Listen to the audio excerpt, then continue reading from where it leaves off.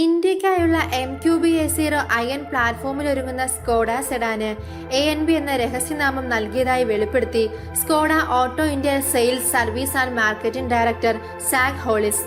പുതിയ സെഡാൻ 2001 അവസാനത്തോടെ അവതരിപ്പിക്കുമെന്നും കമ്പനി വ്യക്തമാക്കിയിട്ടുണ്ട്.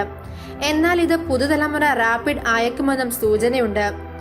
അടുത്തിടെ റഷ്യൻ വിപണിയിൽ MQB-A0 അയൺ പ്ലാറ്റ്ഫോമിൽ നിർമ്മിച്ച രണ്ടാം തലമുറ റാപ്പിഡിനെ സ്കോഡ വിപണിയിൽ എത്തിച്ചിരുന്നു. അതിനാൽ ഈ പുതിയ വാഹനം റാപ്പിഡ് സെഡാൻ ആയിരിക്കുമെന്ന് റിപ്പോർട്ടുകൾ സൂചിപ്പിക്കുന്നു. ചിലപ്പോൾ ഈ മോഡലിന് ഇന്ത്യൻ വിപണിയിൽ പുതിയ പേര് നൽകാനായിരിക്കും കമ്പനിയുടെ പദ്ധതി. വികസ്വര രാജ്യങ്ങൾക്കായി MQB-A0 അയൺ പ്ലാറ്റ്ഫോം രൂപകൽപ്പന ചെയ്യുന്നു.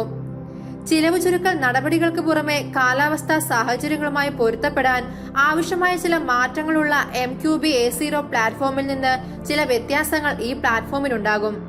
എന്നാൽ പുതിയ 2020 റാപ്പിഡ് 2021 മാത്രമേ ഇന്ത്യൻ വിപണിയിൽ എത്തുകയുള്ളൂ. ആഗോള പതിപ്പിൽ നിന്നും ചില പ്രത്യേക മാറ്റങ്ങളോടെയാകും വാഹനം ഇന്ത്യയിൽ എത്തുക. ലിഫ്റ്റ് ബാക്ക് ഫോർമാറ്റ് നിലനിർത്തുന്നുണ്ടെങ്കിലും നിലവിലുള്ള മോഡലിനേക്കാൾ മികച്ച സ്റ്റൈലിംഗ് ആണ് രണ്ടാം തലമുറ സ്കോഡ റാപ്പിഡിനുള്ളത്. ബിൽറ്റ് ഇൻ LED-കളുള്ള നേർത്ത ഹെഡ്ലൈറ്റുകളാണ് വാഹനത്തിന്റെ മുൻവശത്തെ ആകർഷണീയമാക്കുന്നത്. പിന്നിൽ ഒരു സ്ഫടിക രൂപകൽപ്പനയുള്ള ആകൃതിയിലുള്ള ടെയിലൈറ്റുകളും ഇടം പിടിച്ചിരിക്കുന്നു. ഇതിന് ബൂട്ട് ലിഡിൽ ബോൾഡ് സ്കോഡ ബ്രാൻഡിംഗും ലഭിക്കുന്നു.